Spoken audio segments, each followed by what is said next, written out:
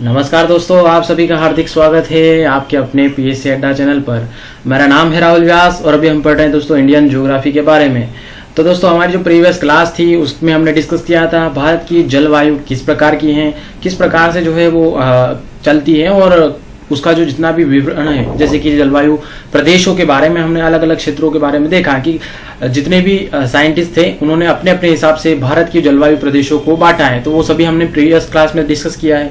आज का जो हमारा टॉपिक है दोस्तों, इसमें हम डिस्कस करने वाले हैं भारत की ऋतुएं और वर्षा का वितरण। ठीक है, तो भारत में कौन कौन सी ऋतुएं होती हैं, वैसे तो अक्सर आप इनसे परिचय, परंतु जब हम ज्योग्राफी पढ़ते हैं तो उसके सारे कंसेप्ट जो है हमें क्लियर होने चाहिए, बेसिक्स जो हमारा काफी मजबूत होना चाहिए। ठीक है, तो हम जो ये टॉपिक पढ़ने वाले हैं भारत की ऋतुओं के बारे में, तो नॉर्मली तो थ्योरी से आपका काम बन जाएगा, परंतु मैं फिर भी आपको वर्ल्ड ज्योग्राफी का जो कंसेप्ट है, जैसे कि आखिर ऋतुएं परिवर्तित जो है किस प्रकार से होती हैं, उसके बारे में आपको पहले मैं बेसिक्स जो है बता देता हूं यहाँ पर। ठीक है, तो यहाँ पर आपको एक मैप दिखेगा। ये है दोस्तों हमारा सन। ठीक है, सौर मंडल का एक ही मात्र जो है तारा है दोस्तों, जिससे जो है ऊष्मा निकलती रहती है और इसी से जो है पूरी पृथ्वी पर जो है प्रकाश पहुंचता रहता है। ठीक है, तो ये है हमारा जो सूर्य, इसके चारों ओर जो है पृथ्वी पश्चिम से पूर्व की ओर जो है दिशा में परिक्रमण करती रहती है, ये सभी आप जानते हैं। अब यहाँ पर क्या होता है दोस्तों, ऋतुएं परिवर्तित किस प्रकार से होती हैं, ये है 3D डायग्राम में लोकेशंस। ठीक है, तो यहाँ पर आपको इस डायग्राम में दिखेगा कि जो पश्चिम से पूर्व में पृथ्वी इस प्रकार से रोटेशन कर रही है। तो यहाँ पर सबसे फर्स्ट आप इस तारीख को देखिए, ये है विषुवत रेखा पर जो है सूर्य की लंबवत किरणों की कंडीशन।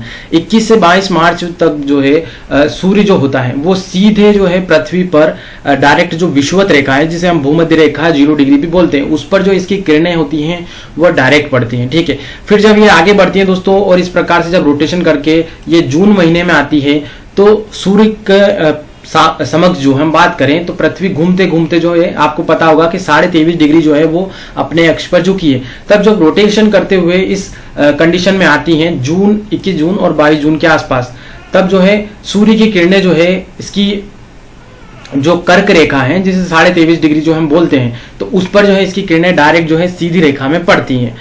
फिर जब आगे बढ़ती है दोस्तों ये और सितंबर महीना आता है, उसमें 22 से 23 सितंबर पर वापस जब ये सूर्य जो है इसकी विषुवत रेखा पर वापस से सीधे जो है किरणें जो है डालता है। ठीक है, फिर वापस जो है ये रोटेशन करती हैं, तो दिसंबर में इसकी कंडीशन इस प्रकार से हो जाती है कि जो सूर्य की किरणें हैं वो मकर रेखा, जिसे हम 23.5 डिग्री दक्षिण वाली जो है रेखा बोलते हैं, उस पर जो है इसकी किरणें जो है लंबवत पड़ती हैं। अब यहाँ पर आपको ये तो कंडीशन मैंने इसके घूमने की बता दी दोस्तों। अब यहाँ पर आखिर ऋतुएं परिवर्तित किस प्रकार से हो रही है। ठीक है, तो ये था 3D डायग्राम में लोकेशन, ताकि आपको ये समझ में आए कि किस प्रकार से सूर्य जब के चारों ओर पृथ्वी घूमती है तो सूर्य की जो किरणें हैं किस समय किस कंडीशंस में होती हैं। अब यहाँ पर इस 2D डायग्राम में आप देखेंगे दोस्तों कि यहाँ पर हो गया जो 0 डिग्री आपको दिखेगी। ठीक है, लगभग जो है यहाँ पर है ये 0 डिग्री। इस जगह जब 21 मार्च की कंडीशन होती है तो सूर्य जो है यहाँ से, इसके बाद जो है मार्च के बाद उत्तरायण होता है। ठीक है, यहाँ पर होता है और जून के महीने में जो है वो 23.5 डिग्री जो है यहाँ पर इस कर्क रेखा पर जो है पहुंच जाता है। तो जब वो 21 जो मार्च की कंडीशन रहती है दोस्तों 0 डिग्री पर, तो जब सूर्य इस 0 डिग्री पर जो है अपनी किरणें लगातार जो है बिखेरता रहता है, तो वहां पर जो है तापमान टेम्परेचर जो है ज्यादा रहता है। तो उस कंडीशन में क्या होता है दोस्तों, यहाँ पर एक समान नॉर्थ और साउथ में लगभग 30 डिग्री नॉर्थ और साउथ तक जो है उसका ऊष्मा का प्रभाव रहता है। तो वहां पर जो है लगभग मीडियम जो है हम कहें कि गर्मी पड़ती रहती है। ठीक है, और जब सूर्य जो है उत्तरायण होता है, यानी कि उत्तर की ओर, जैसे कि वैसे पृथ्वी घूमती है परंतु यहाँ पर हम बोलते हैं कि सूर्य जो है उत्तर की ओर चला गया, नॉर्थ में।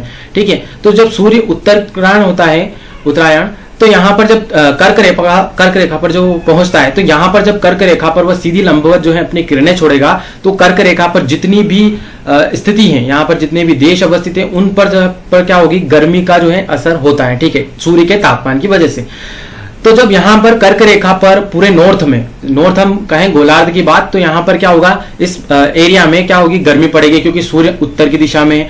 जबकि उसी समय जब नॉर्थ में गर्मी होगी तो दक्षिण में क्या होगी, उस समय सर्दी का महीना होगा। ठीक है, सर्दी जो है दक्षिण में पड़ेगी क्योंकि सूर्य की किरणें जो है ऊपर की ओर रहती हैं दोस्तों। तो क्या होता है कि भूभाग जो होता है वो काफी बड़ा है, इस वजह से सूर्य की किरणें दक्षिण में कम पड़ पाती हैं और इसलिए वहां पर क्या होता है, तो सर्दी का महीना होता है। फिर जब वापस जो है आगे बढ़ते हैं दोस्तों, तो सूर्य का होता है वापस यहां से मार्च से दक्षिणायन होता है, तो वापस वो क्या आता है, फिर 0 डिग्री पर पहुंचता है सितंबर महीने में। तो वापस से इस कंडीशन में जब 0 डिग्री पर होता है सूर्य, तो नॉर्थ और साउथ में मीडियम जो है गर्मी रहती है। ठीक है, फिर वापस जब ये आगे बढ़ता है और जो दिसंबर की कंडीशन मैंने बताई 22 दिसंबर के आसपास, जब वो मकर रेखा पर जो 23.5 डिग्री जो दक्षिण की रेखा है, मकर रेखा पर जब सूर्य लंबवत होता है तो सूर्य की किरणें इस पूरे एरिया में पड़ती हैं, जैसे कि ऑस्ट्रेलिया और इस रेखा पर जो इतने भी अवस्थित जो देश हैं वहां पर क्या होते हैं, वहां पर जो है सूर्य की लंबवत किरणें पड़ने से वहां पर जो पूरा एरिया है वो गर्म रहता है। और इस कंडीशन में जब यहाँ नीचे गर्मी होती है दक्षिण गोलार्ध में, तो वहां पर नॉर्थ गोलार्ध में क्या होती है, उस समय सर्दी का महीना रहता है कि सूर्य की किरणें जो है वो तिरछी हो जाती हैं नॉर्थ के सापेक्ष, और वहां पर जो है क्या हो जाती है, सूर्य की किरणें इतनी पहुंच नहीं पाती, इसलिए वहां का जो टेम्परेचर है वो गिर जाता है नॉर्थ में। इस प्रकार आप समझ पाएंगे दोस्तों कि जब सूर्य की किरणें जहां पर पहुंचती हैं वहां पर तो गर्मी वाली रहती है, और जहां पर नहीं पहुंच पाती वहां पर ठंड का महीना रहता है। और फिर जब वो लंबवत विषुवत रेखा पर होता है तो उस नॉर्थ गोलार्ध में मीडियम जो है आप देख पाएंगे कि सर्दी और गर्मी मिलीजुली रूप में अवस्था में आपको मिलेगी। तो ये हो गई ऋतु परिवर्तन की कंडीशन। अब हम चलते हैं दोस्तों थ्योरी के ऊपर।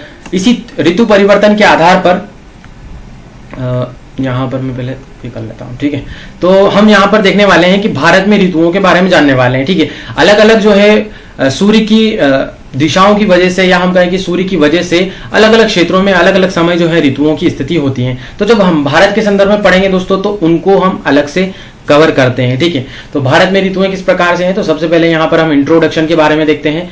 तो मौसम शास्त्रियों द्वारा भारत की ऋतुओं को दक्षिण पश्चिमी मानसून व उत्तरी पूर्वी जो है मानसून के आधार पर वर्गीकृत किया गया। तो जो मौसम विज्ञानी है या फिर हम कहें कि मौसम शास्त्री हैं, उन्होंने भारत की जो ऋतुएं हैं उनको दक्षिणी पश्चिम मानसून, जो मानसून की कंडीशन होती है उसके आधार पर यहाँ पर 2 रूपों में वर्गीकृत करते हैं, उत्तर पूर्वी मानसून और दक्षिणी पश्चिमी मानसून के आधार पर।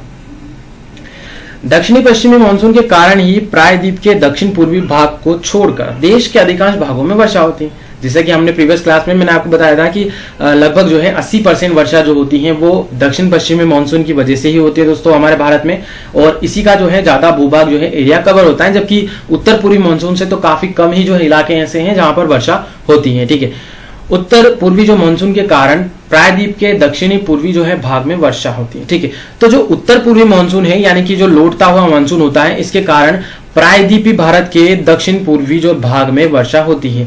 यानी कि आप देखेंगे कि जो जब कभी भी दक्षिण पश्चिमी मानसून हमारे भारत में आता है जून से लगाकर सितंबर के महीने में, तो ये क्या होता है, जब मानसून आता है तब तो क्या करता है वो भारत के पश्चिमी इलाके से होते हुए नॉर्थ तक जाता है।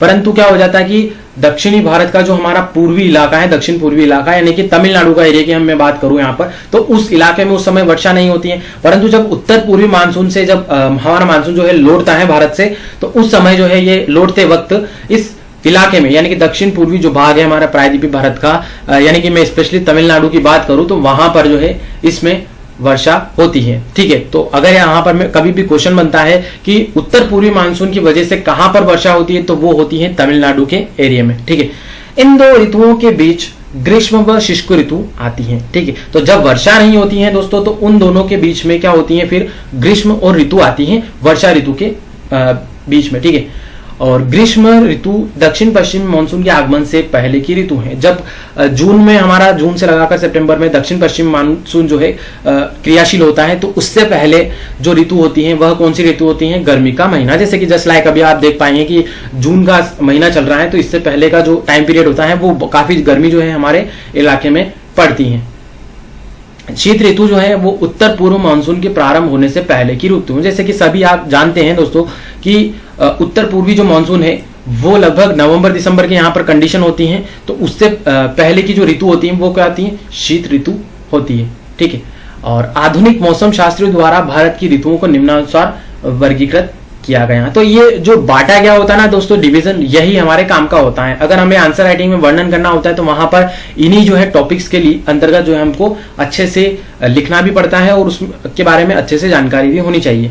तो मौसम शास्त्र द्वारा जो है भारत की ऋतुओं को निम्नलिखित वर्गीकृत जो है किया जाता है। जैसे कि फर्स्ट जो भाग है इन्होंने बांटा है शीत शुष्क ऋतु, जो दिसंबर से फरवरी तक का टाइम पीरियड होता है। फिर उसके बाद है ग्रीष्म ऋतु जो है वो मार्च से मई तक के जो है महीने में पड़ती हैं। और वर्षा ऋतु जो होती है जो दक्षिण पश्चिमी मानसून ऋतु की वजह से ये ऋतुएं निर्मित होती हैं, तो उसमें जो है वो जून से सितंबर तक जो है वर्षा ऋतु का पीरियड जो है होता है। ठीक है, उसके बाद है शरद ऋतु का जो है समय वो होता है अक्टूबर नवंबर। इस समय जो है मानसून का प्रत्यावर्तन यानी कि मानसून जब लौटता है उस समय जो है शरद ऋतु अक्टूबर से नवंबर जो है रहती है। ठीक है, तो ये सभी जो है ऋतुओं के बारे में हमने अच्छे से डिस्कस कर लिया है। अब हम थोड़ा सा यहाँ पर आगे बढ़ते हैं दोस्तों। तो शीत ऋतु के बारे में हम जानते हैं। ठीक है, शीत ऋतु जो है, शीत शुष्क ऋतु जो है वो दिसंबर से फरवरी तक जो है रहती है। सभी का महीना जो है आपको क्लियर होना चाहिए दोस्तों कि किस महीने में जो है कौन सी ऋतु जो है पड़ती है। ठीक है, ऋतुओं के बारे में जो जब हम ज्यादा डिटेल में पढ़ते हैं तो वहां पर ये जो डेटा है वो आपके लिए काफी अच्छे से समझ में आएगा, क्योंकि हम इन चीजों से सब परिचित तो रहते हैं, परंतु जब कभी भी इनका वर्णन करना आता है दोस्तों तो वहां पर हमें क्या होता है, थोड़ी सी मुश्किलात देखने को मिलती हैं। ठीक है, तो यहाँ पर जो मैं बता रहा हूँ वो अच्छे से आप ध्यान रखिए, समझिए। ठीक है, और अपनी आंसर राइटिंग में मेंशन जरूर कीजिएगा। शीत शुष्क ऋतु जो है वो दिसंबर से फरवरी तक रहती हैं। इस दौरान जो है सूर्य की किरणें हैं जो है वो मकर व्रत पर यानी कि 23.5 डिग्री जो है दक्षिण वाली जो है उस पर रेखा पर लंबवत पड़ती हैं। ठीक है, तो इसलिए यहाँ पर जो है शीत शुष्क ऋतु होती है हमारे भारत में। शीत ऋतु के दौरान औसत तापमान यानी कि एवरेज टेम्परेचर की बात करें तो 24 डिग्री सेल्सियस से 25 डिग्री सेल्सियस के बीच में होता है। तो लगभग जो है दोस्तों यहाँ पर माना जाता है कि एवरेज टेम्परेचर जो है शीत ऋतु यानी कि दिसंबर से फरवरी तक का जो महीना होता है इस दौरान हमारे भारत में 24 से 25 डिग्री सेल्सियस का जो है टेम्परेचर एवरेज रूप में माना जाता है। जबकि उत्तरी मैदान में यह 10 डिग्री सेल्सियस से 15 डिग्री सेल्सियस के बीच होता है। जो नॉर्थ का मैदान है हमारा विशाल मैदान, उसकी बात कर रहे हैं यहाँ पर। और शीत ऋतु में सर्वाधिक तापांतर राजस्थान में पाया जाता है। तापांतर क्या होता है दोस्तों कि तापमान में डिफरेंस की बात करते हैं यहाँ पर कि अधिकतम तापमान और न्यूनतम तापमान में जो ज्यादा डिफरेंस होता है उसको जो है हम यहाँ पर काउंट करते हैं। तो भारत के परिप्रेक्ष्य में शीत ऋतु में जो है सर्वाधिक तापांतर कहाँ पर होता है, तो वो होता है राजस्थान में। ठीक है, शीत ऋतु में दिन सामान्यतः क्या होते हैं, उष्ण, व रातें जो है क्या होती है, ठंडी। यानी कि जो शीत ऋतु की कंडीशन होती है उसमें जो है दिन में तो गर्मी पड़ती है और रात में जो है ठंड लगती है। यानी कि जो मौसम होता है वो अनुकूल होता है हमारे हिसाब से। हम कहें कि उसमें हमें ना तो ज्यादा गर्मी लग पाती है और ना ही जो है ज्यादा ठंड पड़ती है। ठीक है, तो मीडियम मौसम होता है। और शीत ऋतु में दक्षिण से उत्तर की ओर जाने पर तापमान घटता है। ठीक है, तो जो शीत ऋतु की कंडीशन यहाँ पे बताएं तो भारत का जो आपको पता होगा, जैसे कि दक्षिण की बात करें तो 8-4 जो है अक्षांश, उससे हम उत्तर की ओर जाते हैं यानी कि 37.6 तक। ठीक है, धीरे धीरे अक्षांशों में वृद्धि होती है तो वहां पर क्या होता है, फिर तापमान में घटता है यानी कि माइनस में जो है हमारा तापमान जाने लग जाता है। ठीक है, तो नॉर्थ में ज्यादा जो है ठंड पड़ती है और दक्षिण की बात करेंगे तो हम जो सूर्य की किरणें की वजह से, कुछ किरणें तो दोस्तों आती हैं तो उसकी वजह से क्या होती है, शीत ऋतु में दक्षिण में जो है कुछ गर्मी रहती है। ठीक है, ठीक है, तो यहाँ पर तापमान ज्यादा नहीं रहता। बस आप जब तुलना करते हैं दोस्तों तो दक्षिण का जो भारत है उसमें तापमान में ज्यादा होता है जबकि नॉर्थ में तापमान जो है कम होता है। ठीक है, इस समय शीत ऋतु की कंडीशन में। शीत ऋतु में पश्चिमी विक्षोभ के कारण वर्षा होती है। ठीक है, यहां पर नोटिस कीजिएगा, एक तो कि शीत ऋतु कब होती है दोस्तों, तो दिसंबर से फरवरी तक होती है और इस दौरान पश्चिमी विक्षोभ के कारण वर्षा होती है। अब यहां पर हमको समझना होगा कि ये पश्चिमी विक्षोभ क्या है। ठीक है, तो मैं आपको पहले से थ्योरी में थोड़ा समझा देता हूं, फिर हम चलते हैं यहां पर जियोग्राफी को समझने के ऊपर। तो शीत ऋतु में जो पश्चिमी विक्षोभ के कारण हमारे यहाँ पर वर्षा होती है दिसंबर से फरवरी के बीच में। आपने कभी कभी देखा होगा दोस्तों कि फरवरी या जनवरी के आसपास जो है वर्षा के कारण जो है या तो कुछ बड़े बड़े ओले गिरते हैं या फिर उस समय जो है बरसात हो जाती है नॉर्मली। तो वो क्या होती है, वो मानसून की वजह से नहीं होती है, वो इसी कारण से होती है हमारे यहाँ पर कि पश्चिमी विक्षोभ जो है उसकी वजह से हमारे यहाँ पर जो है ये वर्षा हो जाती है। अब ये पश्चिमी विक्षोभ क्या है, तो ऐसा क्षीण चक्रवातीय अवदाबों के जो है कारण होता है। यानी कि चक्रवाती जो घटना है, यानी कि हम कहें कि जो उच्च दाब और निम्न दाब का जो केंद्र होता है उसी की वजह से यहाँ पर जो है पश्चिमी विक्षोभ की कंडीशन बनती है। पश्चिमी विक्षोभ की उत्पत्ति जो है पूर्वी भूमध्य सागर में होती हैं जो पूर्व की ओर बढ़कर पश्चिमी एशिया, ईरान, अफगानिस्तान व पाकिस्तान को पार करके भारत पहुंचता है। वह मार्ग में कैस्पियन सागर और फारस की जो खाड़ी से प्राप्त आर्द्रता के द्वारा उत्तरी भारत में वर्षा करता है। ठीक है, तो अब यहां पर मैंने आपको थ्योरी में बता दिया दोस्तों। अब यहां पर हम देखने वाले हैं कि आखिर पश्चिमी विक्षोभ क्या होता है। तो यहां पर आपको दिखेगा ये है मेडिटेरियन सी, ठीक है, भूमध्य सागर। तो इस इलाके में क्या होता है दोस्तों कि यहां पर जो है हाई प्रेशर का जोन जो है इस समय बन जाता है। जो शीत ऋतु की जो कंडीशन है, यानी कि जब सूर्य जो है दक्षिणायन होता है, यानी कि 23.5 डिग्री जो है मकर रेखा पर सूर्य अवस्थित होता है, उस समय जो है यहाँ पर नॉर्थ में हम बात करें उत्तरी गोलार्ध की, तो उसमें क्या होता है कि सूर्य की किरणें कम आती है। तो यहाँ पर जो है नॉर्थ में क्या होता है, हाई प्रेशर का जोन जो है निर्मित हो जाता है। तो जो भूमध्य सागर होता है दोस्तों, ठीक है, तो यहाँ पर क्या हो जाता है, हाई प्रेशर का जोन बन जाता है भूमध्य सागर में। और इस प्रकार क्या होता है, जब यहाँ पर हाई प्रेशर का जोन बन जाता है तो नॉर्थ में क्या होता है कि जो उत्तरी हम कहें कि जो ध्रुवीय प्रदेश है, वहां से जो है इस ओर क्या हो जाती हैं, हवाएं चलने लग जाती हैं। फिर दोस्तों यहाँ पर क्या होता है कि जो चक्रवाती, यानी कि हम कहें कि जो वायुमंडल की भी यहाँ पर भूमिका होती है, वायुमंडल भी जो है इस पर दबाव डालता है।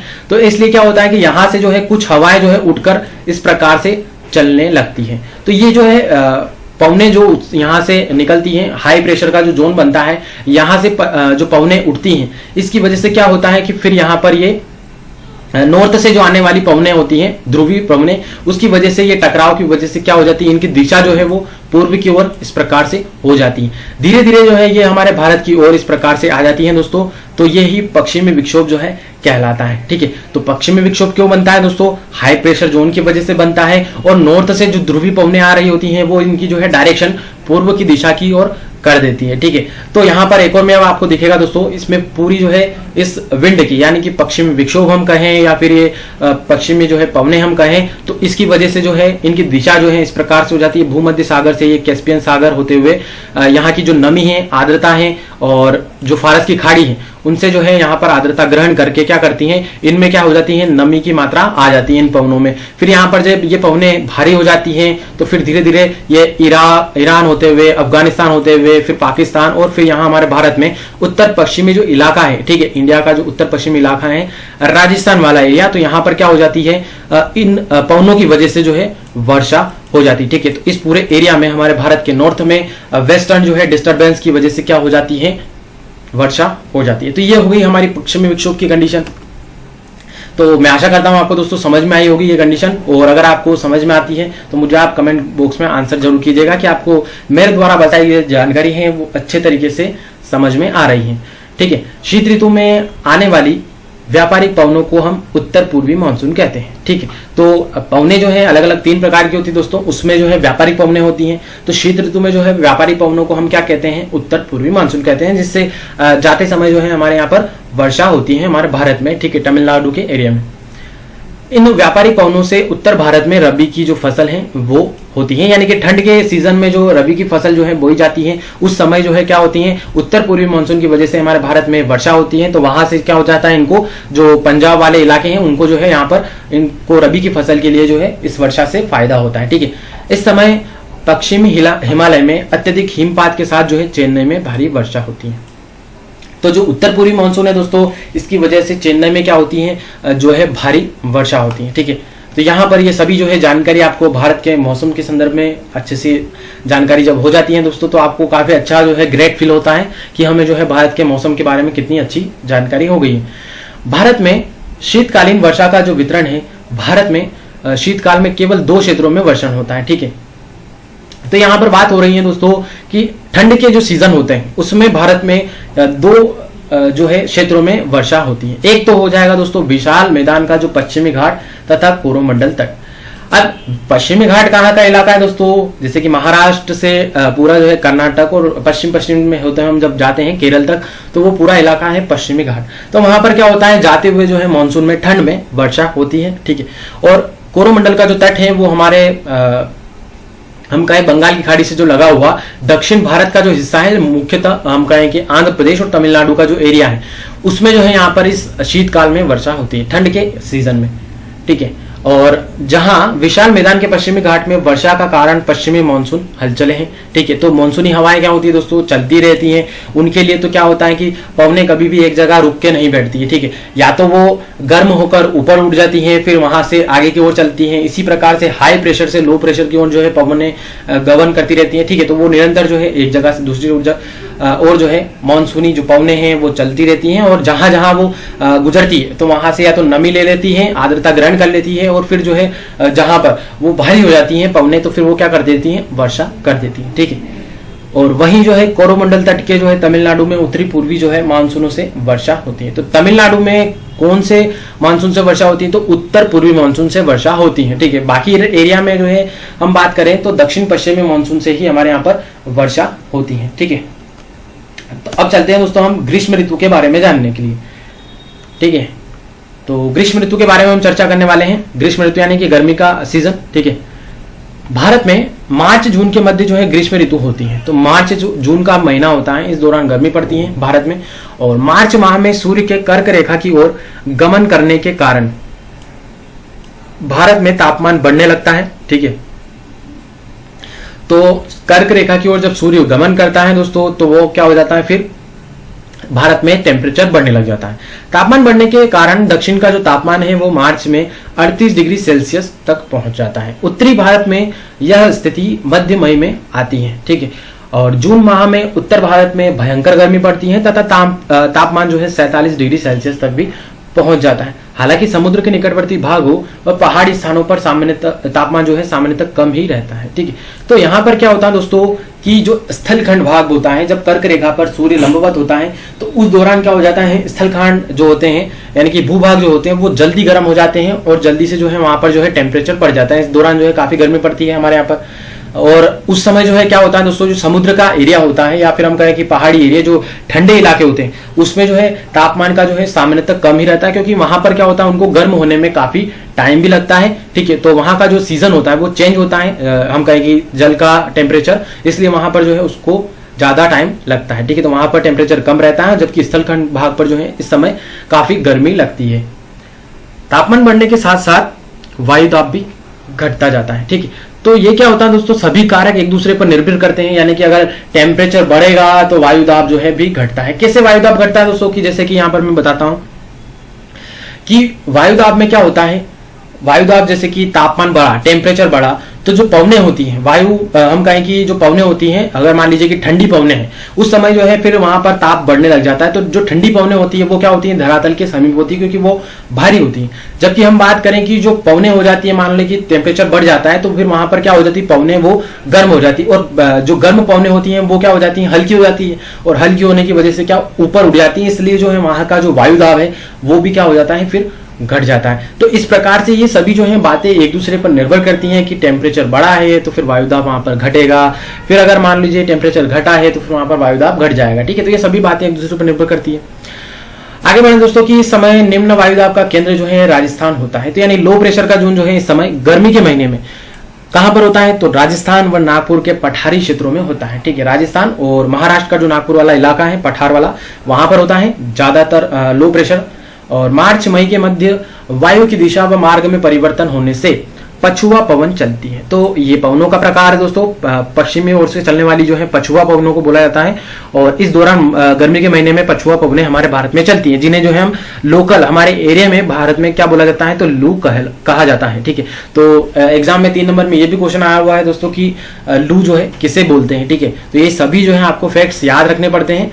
अगर आप ये सोचते हैं इनको कि जो पढ़ा रहे हैं वो तो कुछ नहीं है, सभी यहाँ से बैठते हैं। अभी तक मैंने जितने भी इंडियन ज्योग्राफी के आपको लेक्चर लिए हैं ना, वहां से आप ये मान के चलिए कि 15 नंबर हम कहें कि जो 3 नंबर के 3 मार्कर जो होते हैं, 15 क्वेश्चन वहां पर अत्यधिक आपके इन्हीं टॉपिक से बैठ जाते हैं। और अगर आप देखेंगे कि जो 6 मार्कर होते हैं या फिर 15 मार्कर, तो वहां पर भी आपको डिटेल वाले जो है क्वेश्चन इसी के अकॉर्डिंग जो आपको मिल जाएंगे दोस्तों।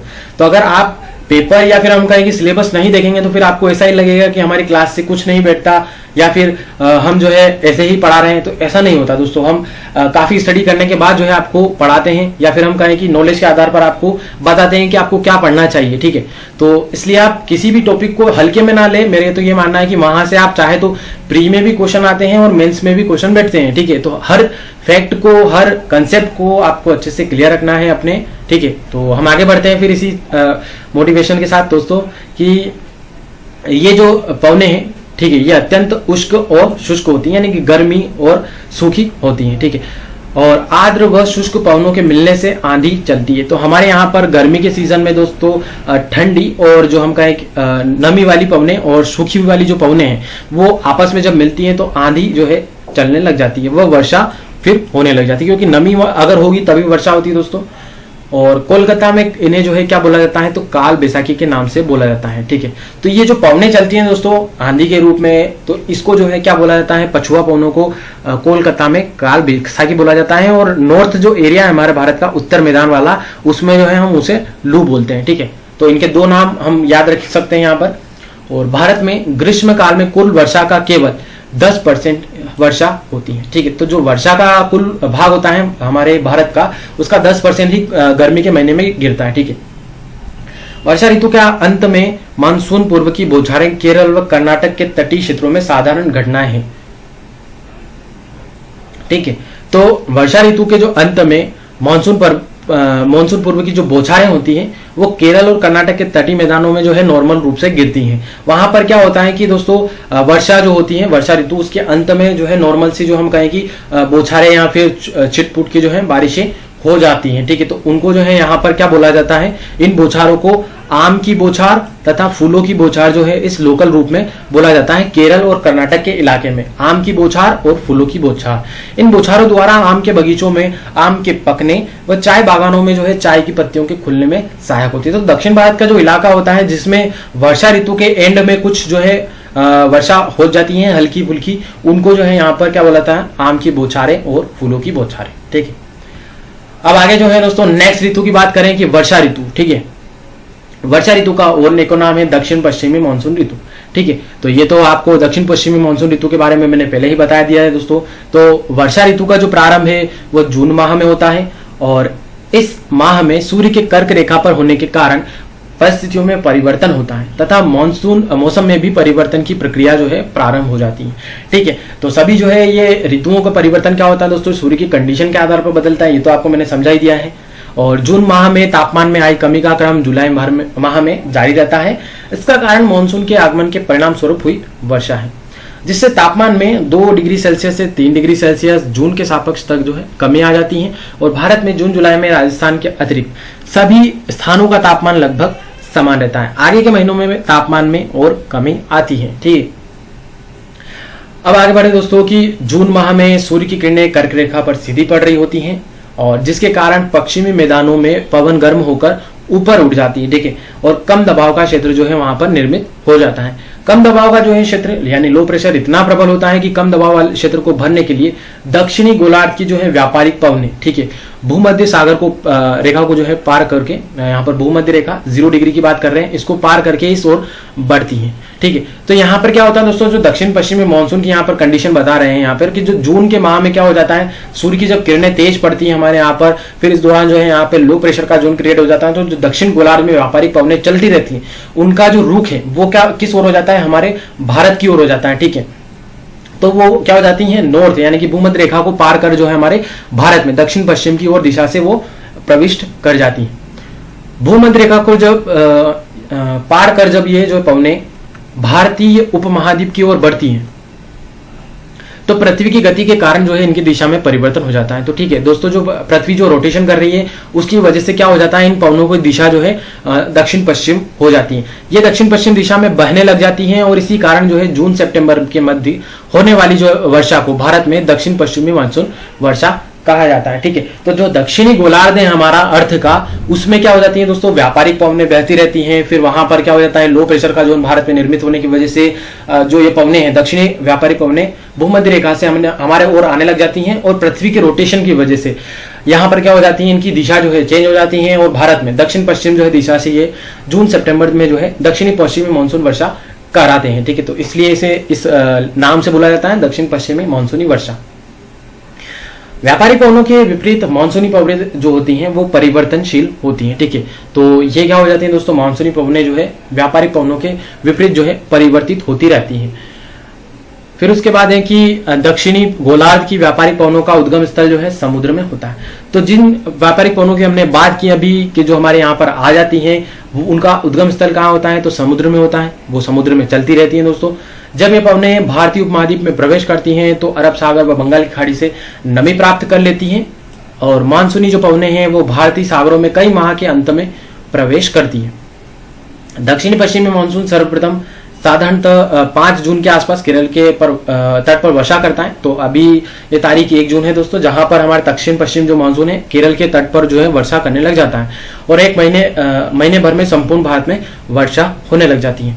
ठीक है, और दक्षिण भारत की प्रायद्वीपीय स्थिति होने के कारण वर्षा ऋतु के मानसून की दक्षिण पश्चिमी मानसून ऋतु की 2 शाखाएं हो जाती हैं। तो मैं यहाँ पर आपको पहले मैप में बता देता हूँ दोस्तों, ये मैप है, और यहाँ पर आपको दिखेगा जो वर्षा का वितरण है वो दक्षिण पश्चिमी दिशा से होता है। ठीक है, तो इस प्रकार से मैंने प्रीवियस क्लास में भी आपको बताया था। तो इस प्रकार से दक्षिण पश्चिम दिशा से जब ये मानसून प्रवेश करता है तो सबसे पहले 1 जून को इस तारीख को यहाँ पर केरल में जो है के तट पर जो है वर्षा होती है। फिर ये जो रेड लाइन है दोस्तों, इसी के अकॉर्डिंग यहाँ पर ये अरब सागर और बंगाल की खाड़ी जो 2 शाखा में बढ़ती हैं, वर्षा ऋतु ये जो शाखा है इसमें बढ़ जाती है, और इस प्रकार से सभी क्षेत्रों में ये अलग अलग तारीखों में जो है वर्षा कराती हैं, और 1 महीने भर में संपूर्ण जो भारत में यहाँ पर हमारे वर्षा हो जाती है। ठीक है, तो यहाँ पर आपको अच्छे समझ में आ गया होगा दोस्तों इस प्रकार से। और अब हम चलते हैं दोस्तों यहाँ पर कि जो 2 शाखाएं हैं, जैसे कि मैंने बता दी, अरब सागर की शाखा और बंगाल की खाड़ी शाखा में जो है ये डिवाइड हो जाती है दक्षिणी पश्चिमी मानसून वर्षा। ठीक है, तो अब पढ़ते हैं दोस्तों हम नेक्स्ट जो है ऋतु के बारे में, शरद ऋतु। ठीक है, तो यहाँ पर जो है ये लिखा है कि मानसून का प्रत्यावर्तन, यानी कि इसका मतलब होता है कि मानसून जो है अब लौटने वाला है। ठीक है, तो मानसून जब लौट रहा होता है तो उसको बोला जाता है मानसून का प्रत्यावर्तन, और ये जो कंडीशन होती है वो उस समय होती है हमारे शरद ऋतु के समय। ठीक है, तो दोस्तों जो शरद ऋतु के बारे में अगर हम जाने तो यहाँ पर क्या है कि शरद ऋतु का आरंभ अक्टूबर माह में होता है। ठीक है, तो शरद ऋतु यानी कि जो ठंड का सीजन है वो कब स्टार्ट होता है, तो अक्टूबर माह में होता है।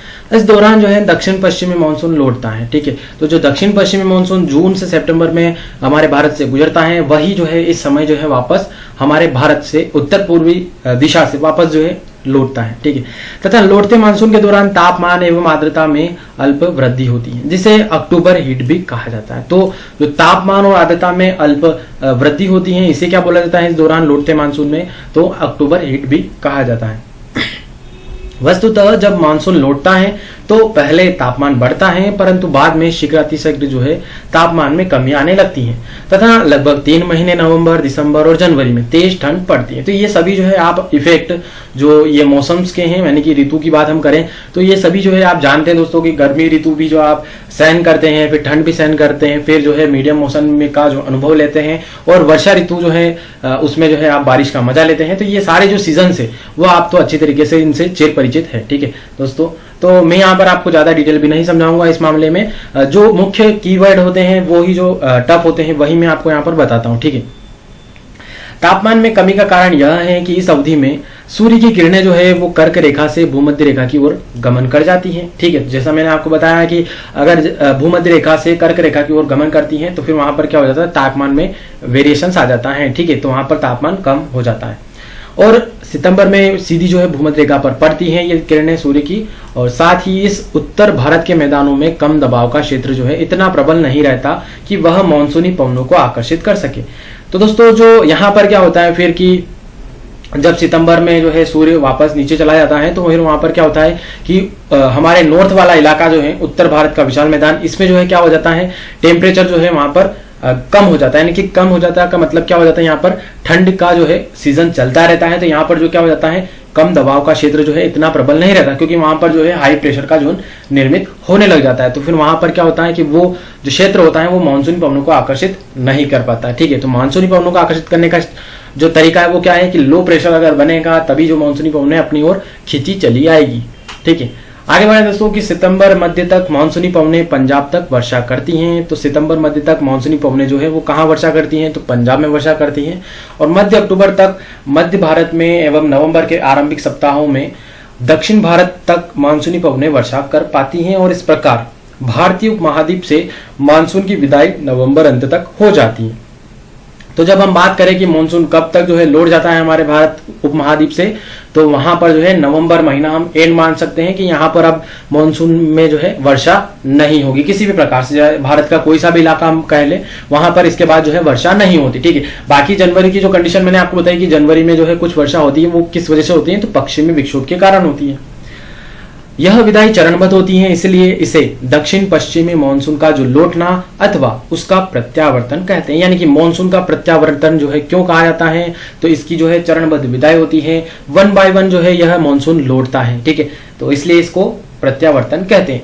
शरद ऋतु में बंगाल की खाड़ी में चक्रवात उठते हैं जो भारत व बांग्लादेश में भयंकर तबाही मचाते हैं। यानी कि इस ठंड के सीजन में क्या होता है कि चक्रवात के बनने की जो है कंडीशंस होती हैं, और उस समय जो है यहाँ पर चक्रवात के कारण जो है पूर्वी तटों पर भारी वर्षा होती है भारत और बांग्लादेश के संदर्भ में। ठीक है, अब यहाँ पर भारत की जो है पारंपरिक ऋतुओं की बात कर लेते हैं थोड़ी सी दोस्तों, कि यहाँ पर क्या हुआ कि ये तीन जो सीजन से हम प्राइमरी कहते हैं कि गर्मी, सर्दी और जो है वर्षा वाला जो सीजन है, उसके अलावा जो है यहाँ पर हम बात करें तो ऋतुओं का उपरोक्त जो मौसम वैज्ञानिक जो है विभाजन भारत के संदर्भ में ठीक प्रतीत नहीं होता है।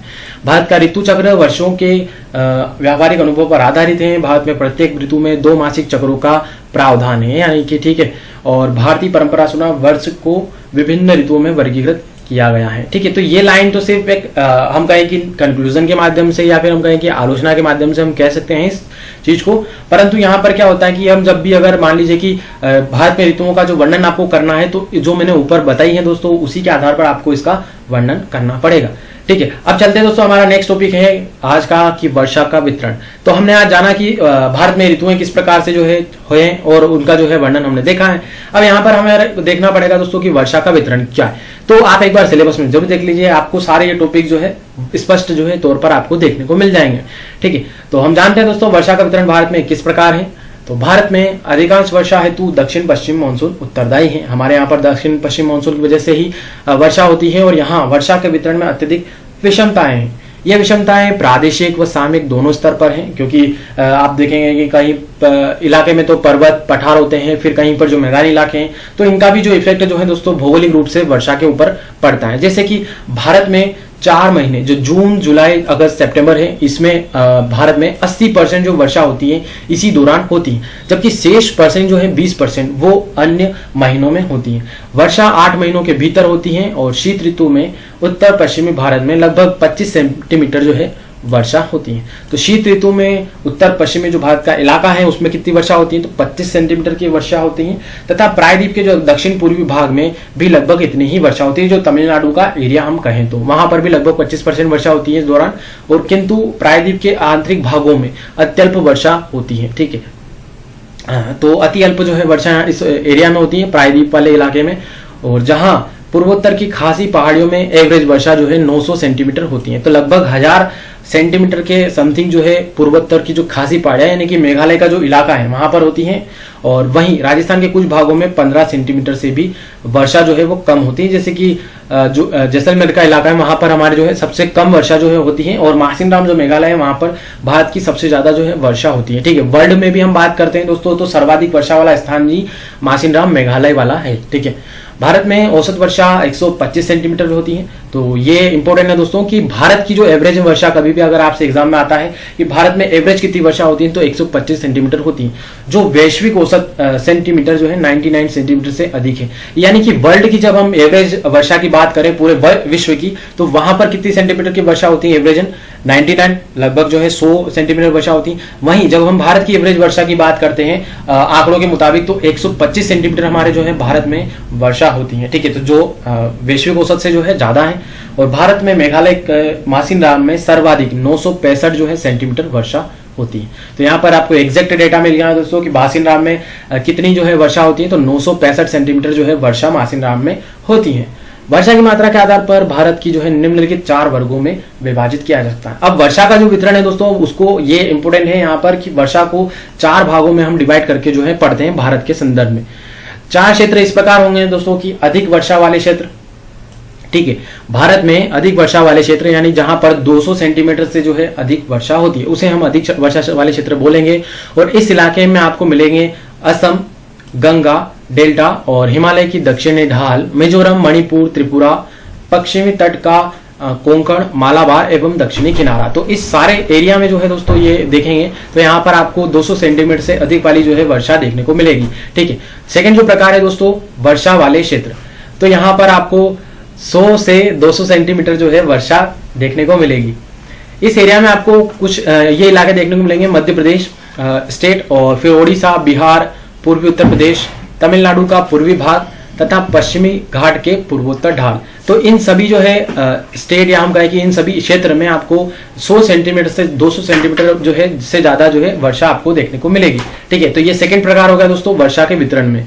फिर थर्ड प्रकार है कि वर्षा वाले क्षेत्र, जहां पर 50 सेंटीमीटर से जो है 100 सेंटीमीटर की जो है वर्षा होती है इनके बीच। तो उन एरिया कौन कौन से हो जाएंगे दोस्तों भारत में, तो दक्षिण का जो पठार है, उसके बाद पश्चिमी उत्तर प्रदेश, हरियाणा, दक्षिणी पंजाब, पूर्वी राजस्थान, कश्मीर के कुछ भाग, गुजरात, मध्य प्रदेश, उत्तर दक्षिण जो आंध्र प्रदेश और कर्नाटक का जो एरिया है, यहाँ पर आपको देखने को मिलेगा 50 सेंटीमीटर से 100 सेंटीमीटर की जो है वर्षा इन इलाकों में होती है, ठीक है। आगे जो है नेक्स्ट प्रकार जो है वर्षा क्षेत्र, ठीक है। ये कौन सा है दोस्तों, तो 50 सेंटीमीटर से जहां पर कम वर्षा होती है तो उसको इस भाग में रखा जाता है, जैसे कि जो पश्चिमी राजस्थान हो गया, कच्छ, सौराष्ट्र का जो इलाका हो गया गुजरात में, और तमिलनाडु का रायलसीमा जो क्षेत्र है इस इलाके में जो है 50 सेंटीमीटर से भी कम वर्षा होती है। तो ये चारों भाग दोस्तों आपके लिए इंपॉर्टेंट है, क्योंकि वर्षा के वितरण में अगर आपको डिवीजन बताने हैं भारत के कि कहां कहां किन किन इलाकों में कितनी वर्षा होती है, तो ये आपको स्पष्टता रूप में देखने को अच्छे से समझा पाएंगे आप एग्जामिनर को। वहां पर आप इनको जो है मैप में भी लोकेट जो है आप कर सकते हैं, ठीक है। तो इन्हीं सभी स्थानों को आप अच्छे तरीके से ध्यान कर लीजिए, उनमें जो कितनी सेंटीमीटर वर्षा इनमें होती है सभी को एक मैप में आप ड्रॉ जरूर कर लीजिएगा, ठीक है दोस्तों। आगे बढ़े दोस्तों कि वर्षा की परिवर्तनीयता को निम्नलिखित सूत्र से ज्ञात किया जा सकता है। तो यहां पर आएगा वर्षा की परिवर्तनीयता, ठीक है। तो इसको यानी कि क्या होगा दोस्तों कि वर्षा जो है काफी डिफरेंट रूप में जो है मिलेगी, जैसे कि आपने 4 भागों में डिवीजन देखा है। तो इसको जो है भारत के संदर्भ में जब भी बात करें तो उसको निम्नलिखित सूत्र से ज्ञात किया जा सकता है। तो यहां पर ज्ञात करने का एक सूत्र आपको मिलेगा, C बराबर मानक विचलन और डिवाइड बाय माध्य इंटू 100। तो ठीक है, तो यहां पर क्या होता है, C इक्वल्स टू मानक विचलन, जिसे सिग्मा के रूप में प्रदर्शित किया जाता है, माध्य यानी कि मीडियन, और इनटू जो है 100, माध्य को एवरेज भी बोला जाता है। अब यहां पर क्या होगा दोस्तों, वर्षा की परिवर्तनीयता को इस सूत्र के अकॉर्डिंग जो है हम निकाल सकते हैं, परंतु यहां पर आपको क्या होगा, ऐसा ना हो सकता है कि मैं आपको यहां पर किसी एग्जाम्पल के माध्यम से जो है यहां पर किसी वर्षा की जो है हम सूत्र के माध्यम से निकाल सके, क्योंकि क्या होता है कि ये थोड़ी सी गणितीय गणना भी होती है और आपको यहाँ पर निकालने की भी आवश्यकता नहीं है, ठीक है। तो कभी भी आपको एग्जाम में इस प्रकार से क्वेश्चन नहीं आएगा कि वर्षा की परिवर्तनीयता जो है निकाल के बता दीजिए, या फिर उस पर जो है कोई सा क्वेश्चन बन जाए, ऐसा भी नहीं। यहाँ पर सिर्फ आप अगर कभी आ भी जाए तो आप बता सकते हैं, और न भी आए तब भी आप जो इसमें वर्णन कर सकते हैं वर्षा के वितरण में, ठीक है। तो कि वर्षा की परिवर्तनीयता को हम कौन से सूत्र के माध्यम से निकाल सकते हैं, ठीक है। तो ये सूत्र आप याद रख लीजिए ना। और C जो है यहाँ पर विचरण गुणांक है, यानी कि परिवर्तनीयता का जो है यहाँ पर ये गुणांक हो जाता है। यह वर्षा के माध्यमान में परिवर्तन को दर्शाता है, यानी कि वर्षा में जो डिफरेंसेस हैं, कहां पर जो है कितनी वर्षा हो रही, तो उसको ये प्रदर्शित करता है एवरेजन रूप में। और कुछ स्थानों की वास्तविक जो वर्षा में 20 से 50% तक परिवर्तन आता है। विचरण गुणांक का मान एक स्थान से दूसरे स्थान पर बदल जाता है, जैसे कि डिफरेंस आपको देखने को मिलते हैं। पश्चिमी घाट, गंगा के पूर्वी मैदान, उत्तर पूर्वी भारत, उत्तराखंड, हिमाचल प्रदेश, जम्मू कश्मीर के दक्षिण पश्चिमी भाग 25% से कम परिवर्तन वाले क्षेत्र है, ठीक है। तो ये यहाँ पर जो है निकाल रखा है दोस्तों पहले से ही। ये जो सूत्र मैंने बताया इसी के आधार पर जो है यहाँ पर इन एवरेजन रूप में जो है निकाल रखा है वर्षा की परिवर्तनीयता को, कि 25% से जो कम परिवर्तन वाले क्षेत्र हैं ये हो गए। इसके बाद इनके वार्षिक जो है वर्षा 100 सेंटीमीटर से अधिक होती है, यानी कि वर्ष में 100 सेंटीमीटर से अधिक वर्षा होती है। और दक्कन के पठार का जो आंतरिक भाग, राजस्थान का पश्चिमी भाग तथा जम्मू कश्मीर जो है उत्तर का 50% जो है परिवर्तनीयता वाले जो है क्षेत्र हो जाते हैं।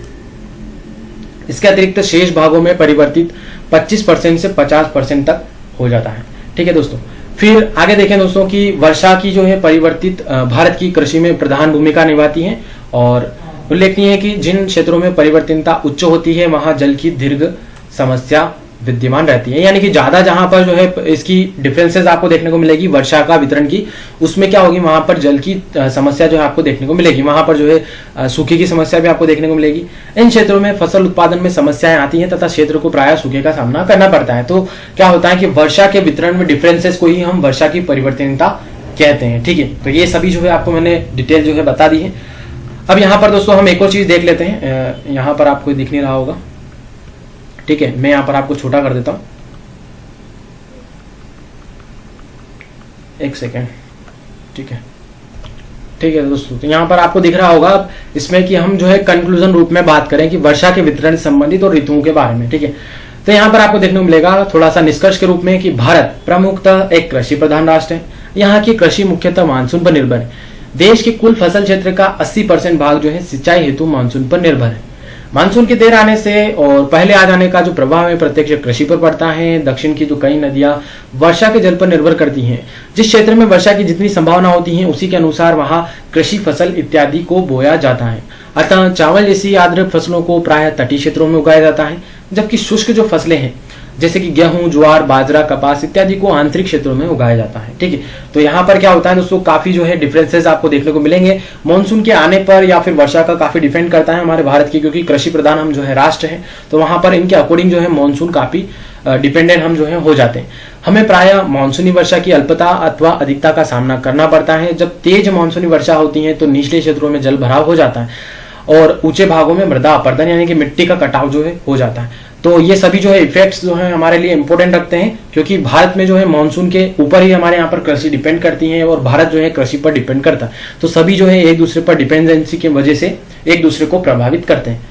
भारत की अनिश्चितता एक अन्य पहलू है। हमें औसतन 5 वर्षों में एक बार सूखे का सामना करना पड़ता है। वस्तुतः सूखे का सामना देश के लगभग 35% उस भाग को करना पड़ता है जहां 75 सेंटीमीटर से कम वर्षा होती है तथा सिंचाई की अत्यल्प सुविधा होती है। ठीक है, तो आप एग्जाम्पल के रूप में आप ले सकते हैं हमारे एमपी का जो पश्चिम वाला इलाका है, मालवा के पठार वाला इलाका, यहाँ पर 75 सेंटीमीटर से भी कम वर्षा होती है और इसी इलाके में जो है आपको 35% जो है हम कहेंगे उस भाग को सूखे का सामना करना पड़ता है। इसी तरह मानसूनी वर्षा की जो है अधिकता से प्रायः बाढ़ की भयंकर स्थिति जो है उत्पन्न हो जाती है। वस्तुतः मानसून की अस्थिरता एवं अनियमितता ने भारत की विश्व के सर्वाधिक बाढ़ प्रभावित राष्ट्रों की सूची में शामिल कर लिया है। ठीक है, तो दोस्तों ये निष्कर्ष रूप में हमने जानकारी आपको दे दी है और अब हम जो है नेक्स्ट क्लास में देखने वाले हैं कि मानसून क्या होता है, मानसून किस प्रकार से उत्पत्ति होती है, मानसून के बारे में काफी जो है आपको जानने को मिलेगा नेक्स्ट वीडियो में। तो दोस्तों यहाँ पर जो है हमारा वीडियो का दी एंड होता है और अगर आपको जो है इसका पीडीएफ चाहिए तो ये हमारा टेलीग्राम चैनल है, इसको जाकर ज्वाइन कर लीजिए ताकि हमारी आने वाली जो है वीडियोस की नोटिफिकेशन और कुछ नोट्स भी आपको इस पर प्रोवाइड होते रहते हैं। तो आप जो है चैनल पर नए हैं तो चैनल को सब्सक्राइब कर लीजिए और ठीक है, बेल आइकन को प्रेस करना ना भूलें दोस्तों। और अगर आपको मेरा वीडियो पसंद आया है तो लाइक और कमेंट करके जरूर बताएं दोस्तों। तो दोस्तों आज के लिए बस इतना ही। आप सभी का जो है मैं एक बार फिर से तहे दिल से धन्यवाद करता हूँ। ठीक है दोस्तों, तो शुभ रात्रि आज के लिए।